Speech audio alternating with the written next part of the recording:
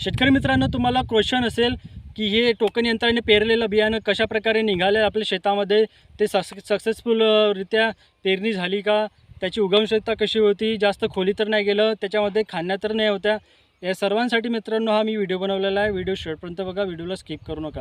चॅनलवर नवीन असाल तर व्हिडिओला लाईक करा, सबस्क्राईब करा आणि कमेंट करा. नमस्कार शेतकरी मित्रांनो, बघा या आपण मिश्र पद्धतीने इथे तूर लागवड केलेली होती मित्रांनो. बघा अशा प्रकारे तूर निघालेली आपली.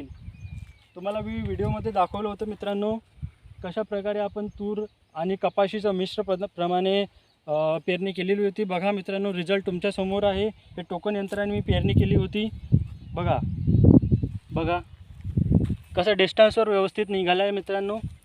त्याचप्रमाणे कपाशी पण बघा, कपाशीचं डिस्टन्स आपण जास्त ठेवलं होतं, ते बघा कधी व्यवस्थित डिस्टन्सवर आणि व्यवस्थितरित्या निघाले मित्रांनो. हे मशीनचं ऑल ओव्हर सांगितलं गेलं, मशीन सक्सेसफुल आहे.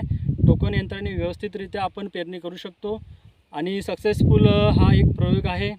आपली शेती आपली प्रयोगशाळा या संकल्पनेत हा एक सक्सेसफुल आपला प्रयोग आहे मित्रांनो. असेच व्हिडिओ मी चॅनलवर टाकत राहीन मित्रांनो. चॅनलवर बनवून राहा मित्रांनो. नमस्कार.